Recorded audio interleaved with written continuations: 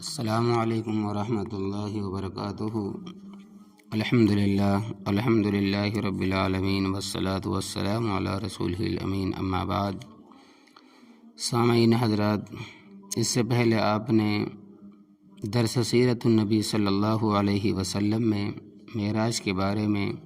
جو واقعات سنے، اب اس کے بعد میں حج کے موسم میں دعوت اسلام۔ فرماتے ہیں کہ جب آپ نے دیکھا کہ قریش اپنی اسی عداوت اور دشمنی پر تلے ہوئے ہیں، تو جب موسم حج آتا، یعنی کہ حج کا موسم آتا اور اطراف و اکناف سے لوگ آتے، تو آپ خود ان کی فرود گاہ پر تشریف لے جاتے اور اسلام کی دعوت دیتے اور دین برحق کی نصرت و حمایت کے لیے فرماتے۔ آپ تو لوگوں کو توحید و تفرید، صدق و اخلاص کی طرف بلاتے، اور آپ کا چچا ابو لہب، جس کا نام عبدالعزیٰ ابن عبد المطلب تھا، وہ اپنے تمام کام چھوڑ کر آپ کے پیچھے پیچھے یہ کہتا پھرتا کہ اے لوگو، دیکھو یہ شخص تم کو لات اور عزیٰ سے چھڑانا چاہتا ہے اور بدعت اور گمراہی کی طرف تم کو بلانا چاہتا ہے، تم ہرگز اس کی اطاعت نہ کرنا۔ غرض یہ کہ آپ نے مختلف قبائل پر اسلام پیش کیا اور ان کو اسلام کی نصرت و حمایت کی دعوت دی۔ کسی نے نرمی سے جواب دیا اور کسی نے سختی اور تلخ کلامی سے کام کیا۔ بعض نے یہ کہا کہ ہم اس شرط پر آپ کی نصرت و حمایت کریں گے کہ اگر آپ فتح یاب ہوئے تو اپنے بعد ہمیں اپنا خلیفہ بنائیں۔ آپ نے فرمایا کہ یہ میرے اختیار میں نہیں، اللہ تبارک و تعالیٰ کا اختیار ہے، جس کو چاہے بنائے۔ ان لوگوں نے یہ کہا، یہ خوب ہے کہ ہم تو آپ کے ساتھ ہو کر اپنی گردنیں کٹائیں اور اپنے سینوں کو عرب کے تیروں کا نشانہ بنائیں اور آپ کامیاب ہو جائیں تو دوسرے آپ کے خلیفہ اور جانشین ہوں۔ قبیلہ بنی زحل بن شیبان کے پاس آپ تشریف لے گئے۔ ابو بکر اور علی رضی اللہ تعالی عنہما آپ صلی اللہ علیہ وسلم کے ہمراہ تھے، ساتھ تھے معروف ابن عمر اور ام ہانی ابن قبیصہ اس قبیلے کے سرداروں میں سے تھے۔ حضرت ابو بکر صدیق رضی اللہ تعالی عنہ نے مفروق سے مخاطب ہو کر کہا، کیا تم کو رسول اللہ صلی اللہ علیہ وسلم کی نبوت و رسالت کی خبر نہیں پہنچی؟ اور یہ رسول اللہ صلی اللہ علیہ وسلم میرے ساتھ ہیں، یہی تو اللہ تبارک و تعالیٰ کے رسول ہے۔ مفروق نے کہا،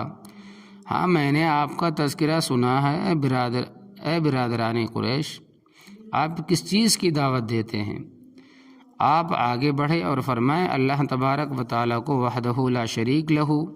اور مجھ کو اس کا رسول اور پیغمبر مانو اور اس کے دین کی حمایت کرو۔ قریش نے اللہ تبارک و تعالیٰ کا حکم ماننے سے انکار کیا اور اس کے رسول کو جھٹلایا اور باطل کے نشے میں حق سے مستغنا ہو گئے۔ واللہ هو الغنی الحمید، اور اللہ تبارک و تعالیٰ سب سے زیادہ بے نیاز ہے، یعنی اس غنی حمید کو تو ذرہ برابر ضرورت نہیں کہ تم اس کے دین کو قبول کرو، اس کے دین کی نصرت اور حمایت کے لیے کھڑے ہو۔ ہاں،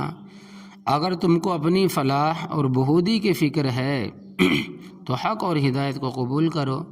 اور باطل اور گمراہی سے توبہ کرو۔ مفروق نے کہا، اور آپ کس چیز کی طرف بلاتے ہیں؟ آپ نے آیت تلاوت فرمائی، قل تعالوا اتل ما حرم ربكم عليكم الا تشركوا به شيئا وبالوالدين احسانا ولا تقتلوا اولادكم من املاق نحن نرزقكم واياهم ولا تقربوا الفواحش ما ظهر منها وما بطن ولا تقتلوا النفس التي حرم الله الا بالحق ذلكم وصاكم به لعلكم تعقلون۔ ترجمہ، آپ ان سے کہیے کہ آؤ میں تم کو وہ چیزیں پڑھ کر سناؤں جن کو تمہارے رب نے تم پر حرام کیا ہے، وہ یہ کہ اللہ تبارک و تعالیٰ کے ساتھ کسی کو شریک نہ کرو، والدین کے ساتھ احسان کرو، اولاد کو افلاس کی وجہ سے قتل نہ کرو، یعنی تنگ دستی کی وجہ سے قتل نہ کرو، ہم تم کو بھی رزق دیں گے اور ان کو بھی، اور بے حیائیوں کے پاس بھی مت جاؤ، خواہ وہ اعلانیہ ہو یا پوشیدہ ہو، اور جس نفس کا خون اللہ تبارک و تعالیٰ نے حرام کیا ہے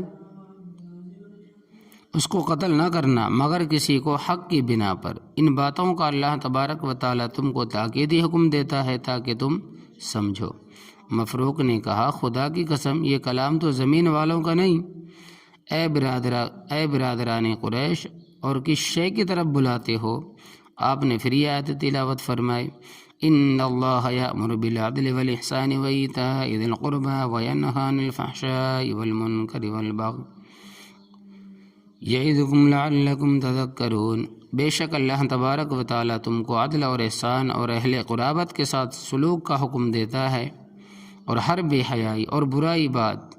اور ظلم سے تم کو منع کرتا ہے تاکہ تم نصیحت پکڑو۔ مفروق نے کہا واللہ آپ نے نہایت عمدہ اور اخلاق اور پسندیدہ افعال کی طرف بلایا ہے، لیکن یہ مجبوری یہ ہے کہ میں اپنی قوم سے بغیر دریافت کے ان کے غیاب میں آپ سے کوئی معاہدہ کر لینا مناسب نہیں سمجھتا، نہ معلوم وہ لوگ اس معاہدے کو قبول کرے یا رد کر دیں۔ علاوہ ازیں ہم کسریٰ کے زیر اثر ہے، کسریٰ سے ہم معاہدہ کر چکے ہیں کہ کوئی نیا امیر بغیر آپ کی اطلاع ہم طے نہ کریں گے، اور غالب گمان یہ ہے کہ اگر ہم آپ سے اس قسم کا معاہدہ کریں تو کسریٰ کو ضرور ناگوار ہوگا۔ آپ نے مفروق کی سچائی اور راست گوئی کو پسند فرمایا اور یہ کہا کہ اللہ تبارک و تعالیٰ اپنے دین کا خود حامی اور مددگار ہے، اور جو لوگ اس کے دین کی حمایت کریں گے ان قریب اللہ تبارک و تعالیٰ ان کو کسریٰ کی زر اور زمین کا وارث بنائے گا۔ بعد ازاں رسول صلی اللہ علیہ وسلم حضرت ابوبکر صدیق رضی اللہ تعالیٰ عنہ کا ہاتھ پکڑ کر مجلس سے اٹھ کھڑے ہوئے، اور قبیلہ اوس و خزرج کے لوگ جو مدینہ منورہ سے آئے ہوئے تھے ان کی مجلس میں پہنچے، جیسا کہ عنقریب اس کا بیان آتا ہے۔ ان لوگوں نے اسلام قبول کیا اور آپ کی نصرت اور حمایت کا وعدہ کیا۔ اب جو اسلام پیش ہونے لگا ہے وہ حضرت ایاس ابن معاذ رضی اللہ تعالیٰ عنہ۔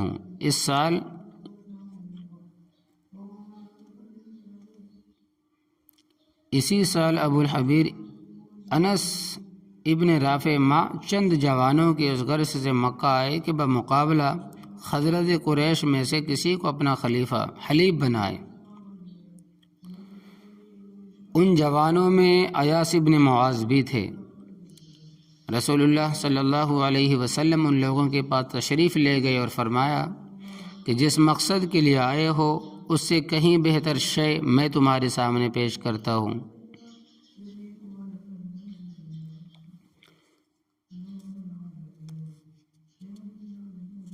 ابو الحبیر بن رافع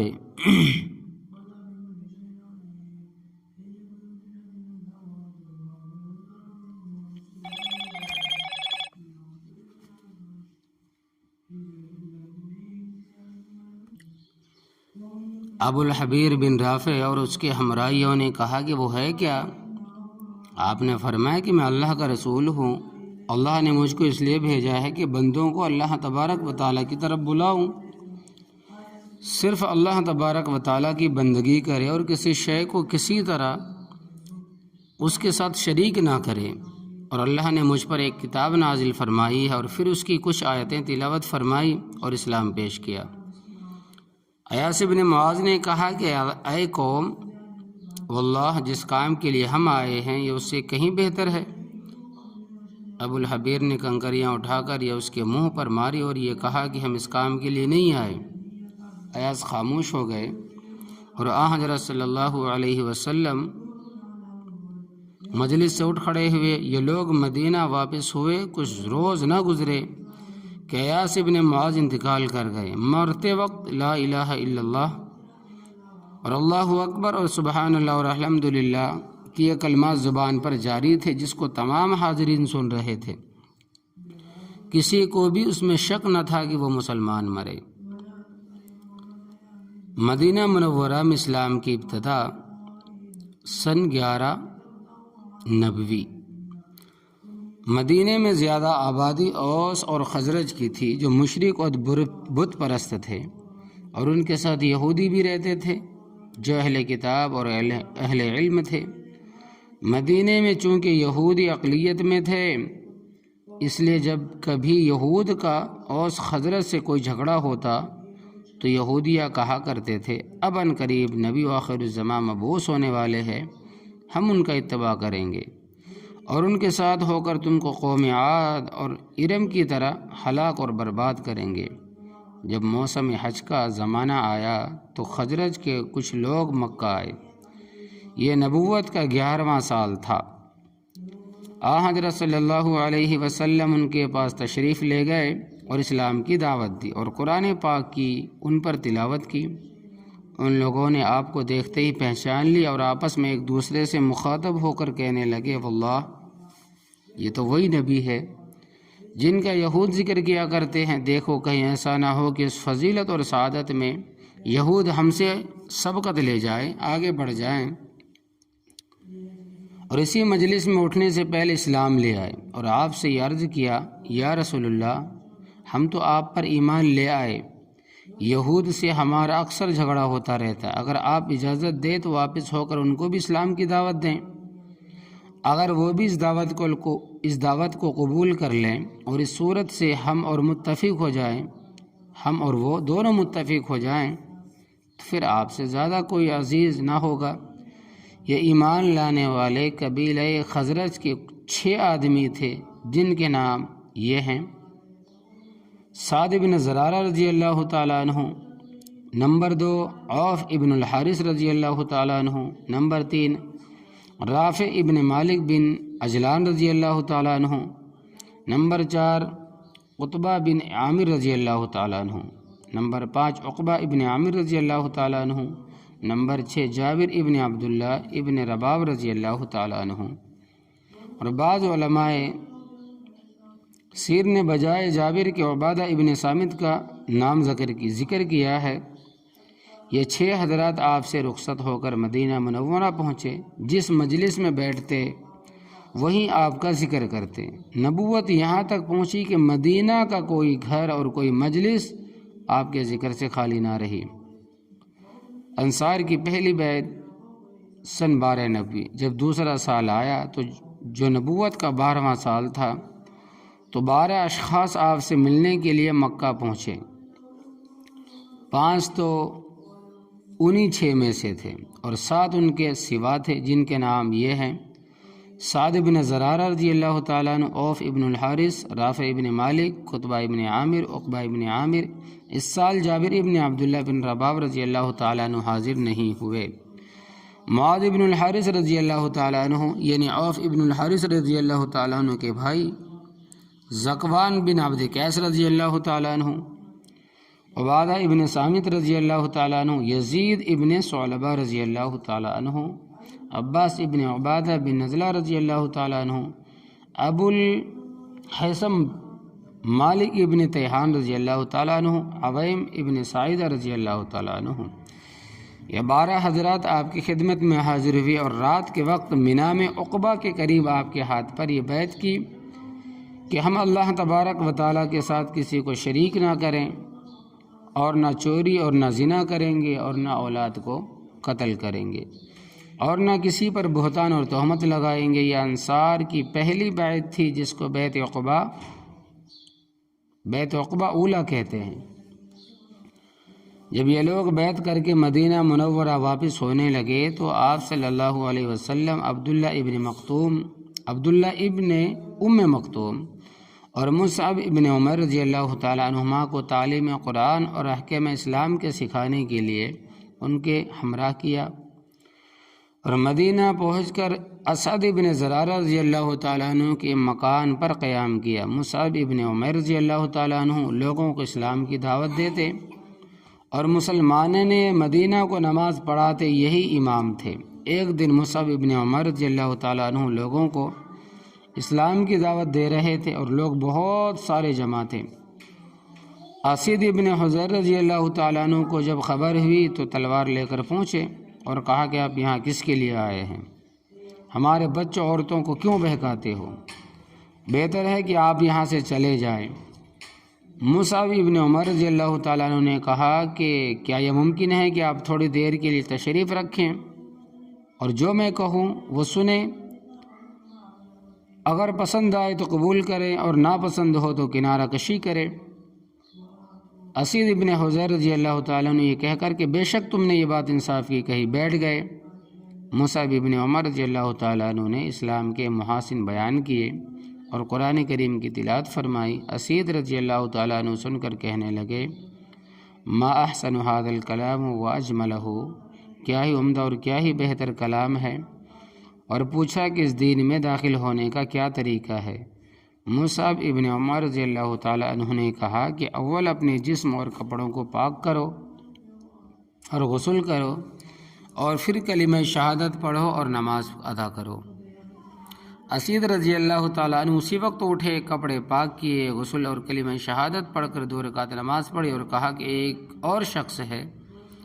یعنی سعد بن معاذ، اگر وہ مسلمان ہو گئے تو پھر اوس کی قوم میں سے کوئی شخص بغیر مسلمان ہوئے نہ رہے گا، میں ابھی جا کر اس کو تمہارے پاس بھیجتا ہوں۔ سعد بن معاذ نے اسید رضی اللہ تعالیٰ عنہ کو آتے ہوئے دیکھ کر یہ کہا کہ اسید نہیں معلوم ہوتے جو یہاں سے گئے تھے۔ جب قریب پہنچے تو سعد نے اسید رضی اللہ تعالیٰ عنہ سے دریافت کیا کہ ما فعلت، تو نے کیا کیا؟ اسید نے کہا کہ میں نے ان کی بات میں کوئی حرج نہیں پایا۔ سعد بن معاذ کو غصہ آ گیا اور تلوار لے کر خود پہنچے اور اسد بن زرارہ رضی اللہ تعالیٰ عنہ سے مخاطب ہو کر کہا کہ اگر تم سے میری قرابت نہ ہوتی، رشتہ داری نہ ہوتی، دوستی نہ ہوتی اور میرے تم خالہ زاد بھائی نہ ہوتے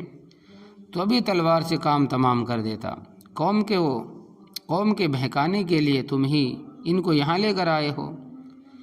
مصعب رضی اللہ تعالیٰ عنہ نے کہا کہ اے سعد، کیا یہ ہو سکتا ہے کہ تم کچھ دیر بیٹھ کر میری بات سنو؟ اگر پسند آئے تو قبول کر لو ورنہ پھر جو چاہے کرنا۔ سعد یہ کہہ کر کہ تم نے انصاف کی بات کہی، بیٹھ گئے۔ مصعب رضی اللہ تعالیٰ عنہ نے اسلام پیش کیا اور قرآن کریم کی تلاوت فرمائے۔ سنتے ہی سعد رضی اللہ تعالیٰ عنہ کا رنگ ہی بدل گیا اور پھر پوچھا کہ اس دین میں داخل ہونے کا کیا طریقہ؟ مصعب رضی اللہ تعالیٰ عنہ نے پہلے کہا کہ پہلے اپنے کپڑے پاک کرو، غسل کرو، پھر کلمہ شہادت پڑھو اور 2 رکعت نماز ادا کرو۔ سعد رضی اللہ تعالیٰ عنہ اسی وقت اٹھے، غسل کیا، کلمہ شہادت پڑھا اور 1-2 گانا ادا کیا اور یہاں سے اٹھ کر سیدھے اپنے قوم کی مجلس میں پہنچے۔ قوم کے لوگوں نے سعد کو آتے دیکھ کر دور ہی سے پہچان لیا کہ رنگ دوسرا ہے۔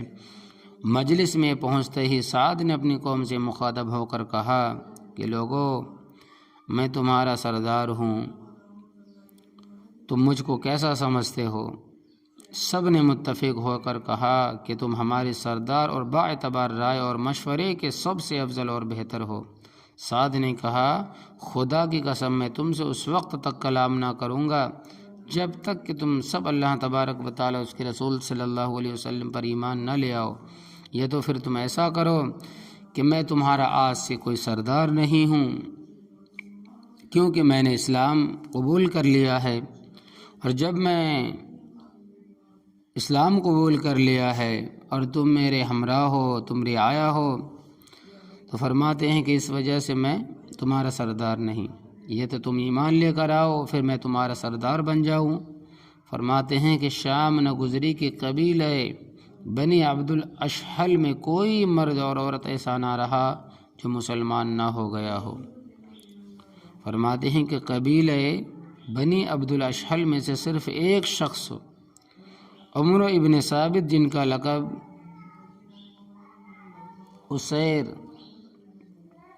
اسیرم تھا، اسلام لانے سے رہ گئے۔ جنگ احد کے دن اسلام لائے اور اسلام لاتے ہی جہاد کے لیے معرکہ قتال میں پہنچ گئے اور شہید ہوئے۔ رسول اللہ صلی اللہ علیہ وسلم نے ان کے جنتی ہونے کی بشارت دی۔ حضرت ابو ہریرہ رضی اللہ تعالیٰ عنہ بطور معمہ فرمایا کرتے تھے کہ بتلا وہ کون شخص ہے جس نے ایک نماز بھی نہیں پڑھی اور جنت میں پہنچ گیا۔ جب لوگ جواب نہ دیتے تو آپ رضی اللہ تعالیٰ عنہ خود فرماتے کہ وہ قبیلہ بنی عبد الاشحل میں اسیرم ہے۔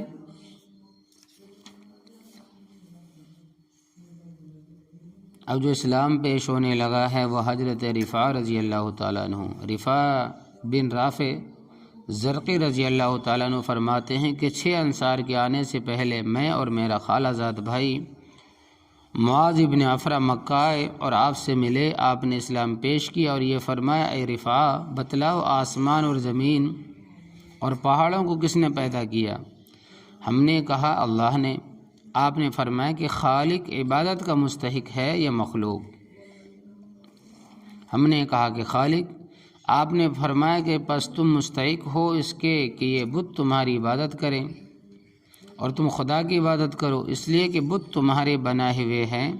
اور تم اللہ تبارک و تعالیٰ کے بنائے ہوئے ہو، اور میں تم کو ایک خدا کی عبادت کی دعوت دیتا ہوں۔ تم خدا کو ایک مانو اور صرف اسی کی عبادت اور بندگی کرو، اور مجھ کو خدا کا رسول اور نبی مانو،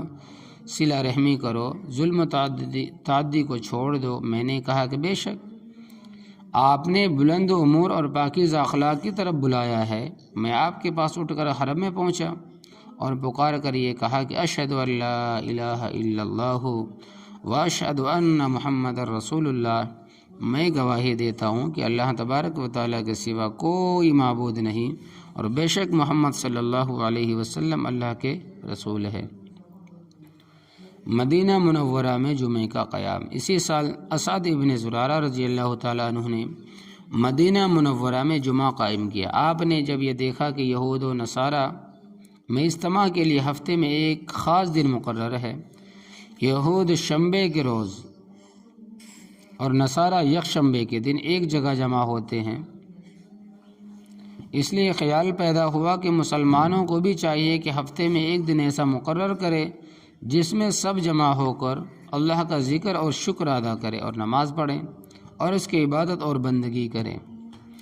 اسد بن زرارہ رضی اللہ تعالیٰ عنہ نے جمعہ کا دن تجویز کیا اور اس روز سب کو نماز پڑھائی۔ غرض یہ کہ حضرات صحابہ نے محض اپنے اجتہاد سے ایک تو جمعہ قائم کیا اور دوسرے لوگ جمعہ کے دن کو جاہلیت میں یوم عروبہ کہتے تھے،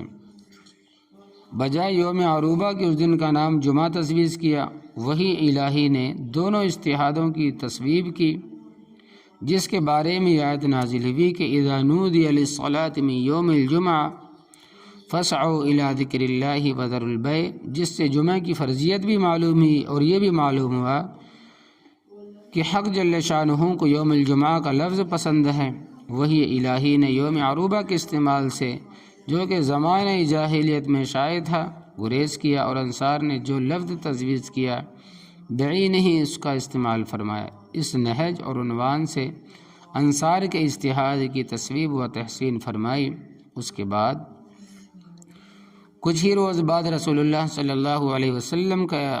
ایک والا نامہ جمعہ قائم کرنے کے بارے میں مصعب ابن عمر رضی اللہ تعالی عنہ کے نام پہنچا کہ نصف النہار کے بعد سب مل کر بارگاہ خداوندی میں ایک دوگانہ سے تقرب حاصل کیا کرو۔ عبد الرحمن بن کعب بن ابن مالک رضی اللہ تعالیٰ عنہ فرماتے ہیں کہ میرے والد کعب ابن مالک رضی اللہ تعالیٰ عنہ جب جمعے کی اذان سنتے تو اسد ابن زرارہ رضی اللہ تعالیٰ عنہ کے لیے دعائے مغفرت فرماتے۔ میں نے ایک بات دریافت کیا تو یہ فرمایا کہ مدینہ میں سب سے پہلے اسد ابن زرارہ ہی نے تم کو جمعہ پڑھایا ہے۔ علامہ سہیلی فرماتے ہیں کہ اسلام میں سب سے پہلے اسد ابن زرارہ رضی اللہ تعالیٰ عنہ نے جمعہ قائم کیا، اور جاہلیت میں سب سے پہلے رسول اللہ صلی اللہ علیہ وسلم کے جد امجد کعب ابن لؤ نے جمعہ قائم کیا، جیسا کہ سلسلہ نسب کے بیان میں پہلے گزر ہو چکا ہے۔ انصار کی دوسری بیعت سن 13 نبوی، جب دوسرا سال آیا تو نبوت کا 13واں سال تھا، تو مصعب ابن عمیر رضی اللہ تعالی عنہ مسلمانوں کے ایک گروہ کو اپنے ہمراہ لے کر بغرض ادائے حج مکہ مکرمہ روانہ ہوئے۔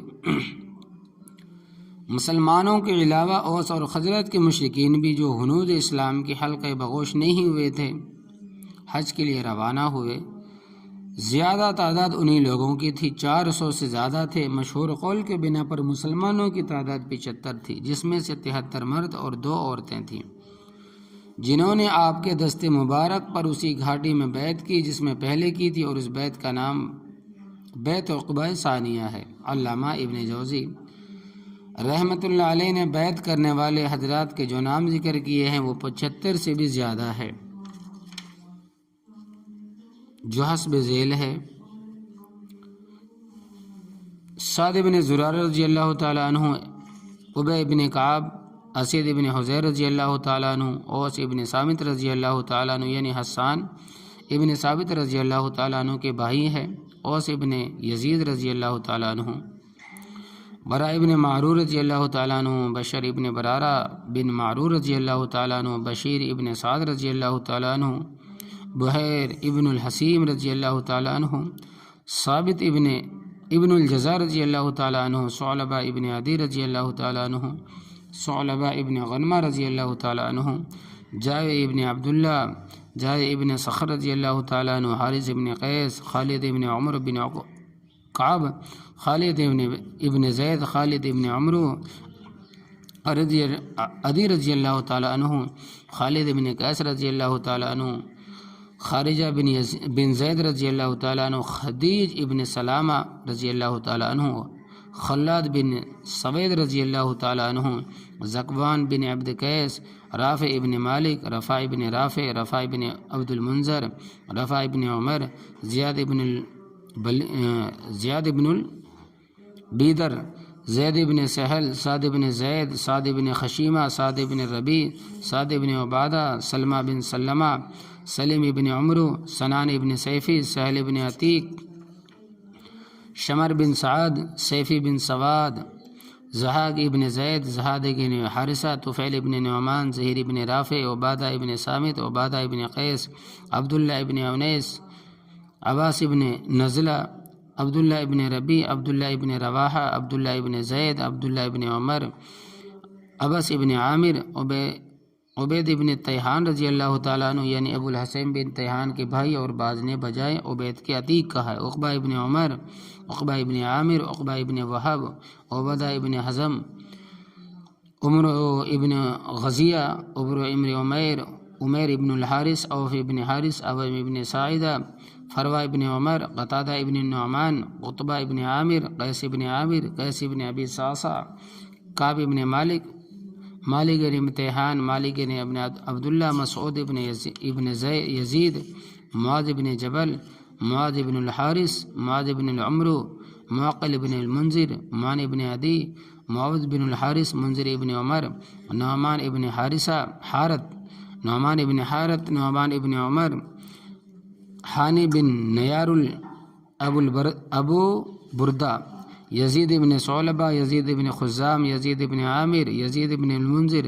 نصیبہ بنت کعب، اسماء بنت عمر رضی اللہ تعالی عنہا۔ یہ تمام نام ہم نے علامہ ابن جوزی کی کتاب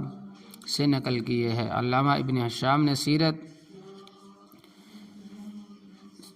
اور حافظ سید الناس نے عیون الاثر،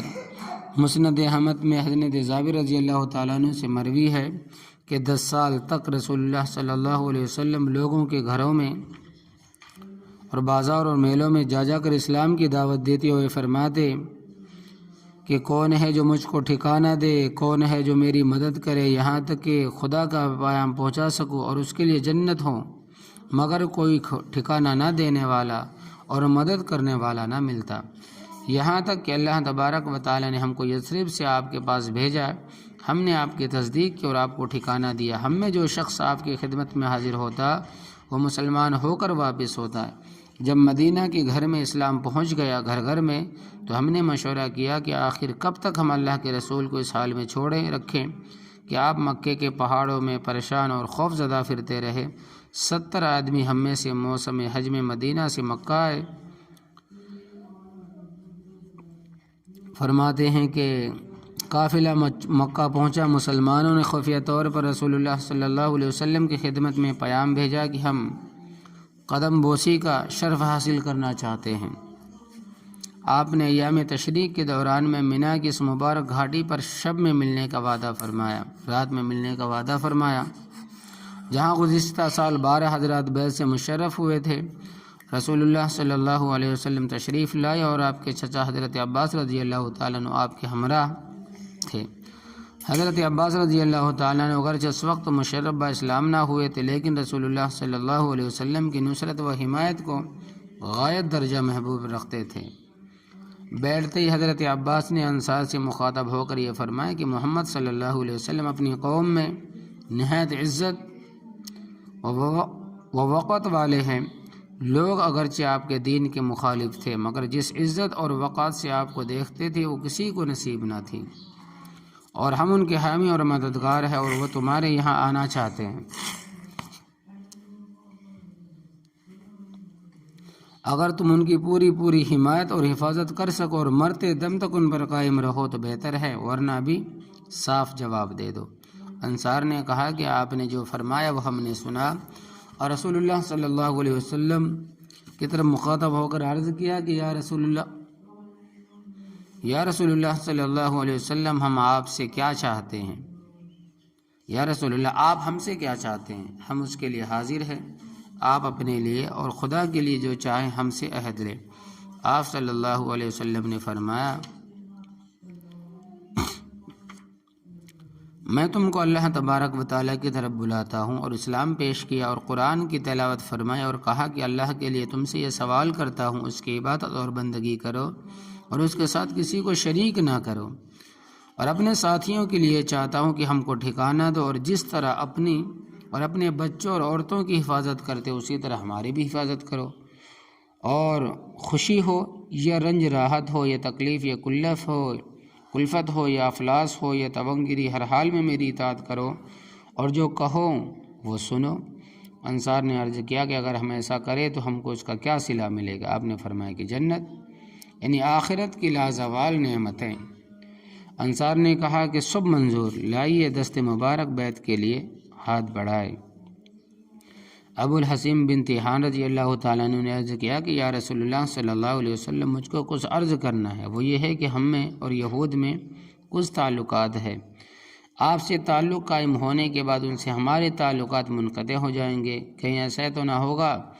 کہ جب اللہ آپ کو فتح و نصرت نصیب فرمائے تو آپ پھر مکہ واپس ہو جائیں اور ہم کو تڑپتا ہوا یہاں چھوڑ جائے۔ آپ یہ سن کر مسکراتے اور یہ فرمایا کہ ہرگز نہیں، تمہاری جان میری جان، تم میرے ہو اور میں تمہارا ہوں، جس سے تمہاری جنگ ہے اس سے میری جنگ ہے، جس سے تمہاری صلح ہے اس سے میری بھی صلح ہے۔ اس پر سب نے نہایت رضا و رغبت کے ساتھ بیعت کے لیے ہاتھ بڑھایا۔ اس میں اختلاف ہے کہ سب سے پہلے بیعت کے لیے کس نے ہاتھ بڑھایا۔ ابن سعد کی ایک روایت سے تمام مختلف اقوال مجتمع ہو جاتے ہیں۔ سلیمان ابن نجیم فرماتے ہیں کہ جب اوس اور خزرج کا اس بارے میں اختلاف ہوا کہ سب سے پہلے کس نے آپ کے دست مبارک پر بیعت کی، تو بعض نے یہ کہا کہ اس کا صحیح علم حضرت عباس رضی اللہ تعالیٰ عنہ کو ہوگا، وہ اس وقت موجود تھے، ان سے دریافت کرنا چاہیے۔ حضرت عباس رضی اللہ تعالیٰ عنہ نے فرمایا کہ سب سے پہلے اسعد ابن زرارہ نے، جو سب سے پہلے زیادہ خوش نصیب اور باسعادت تھے۔ آپ صلی اللہ علیہ وسلم کے دست مبارک پر بیعت کی، اور پھر برا ابن معرور نے، اور پھر اسید ابن حذیر نے۔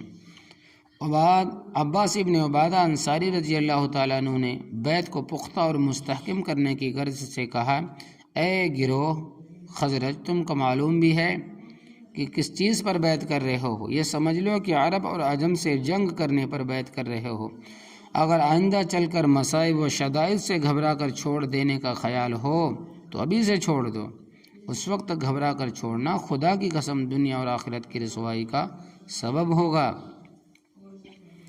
اور اگر تم آئندہ کے شدائد و مصائب کا تحمل کر سکتے ہو اور اپنی جان اور مال پر کھیل کر اپنے عہد اور وعدے پر قائم رہ سکتے ہو تو واللہ اس میں تمہارے لیے دنیا اور آخرت کے خیر اور بہودی ہے۔ سب نے کہا کہ ہاں، ہم اسی پر بیعت کر رہے ہیں، آپ کے لیے جان و مال سے ہم کو کوئی دریغ نہیں، مصائب سے ڈر کر خدا کی قسم ہم اس بیعت کو نہیں چھوڑ سکتے۔ انتخاب نقبہ۔ جب سب بیعت کر چکے تو رسول اللہ صلی اللہ علیہ وسلم نے فرمایا کہ موسیٰ علیہ الصلوۃ والسلام نے بنی اسرائیل میں سے 12 نقیب منتخب فرمائے تھے، اسی طرح میں بھی جبرائیل کے اشارے سے تم میں سے 12 نقیب منتخب کرتا ہوں، اور ان 12 سے مخاطب ہو کر یہ فرمایا کہ تم اپنی اپنی قوم کے کفیل اور ذمہ دار ہو، جیسے حواریین عیسیٰ علیہ الصلاۃ والسلام کے کفیل تھے۔ اسماء نقبہ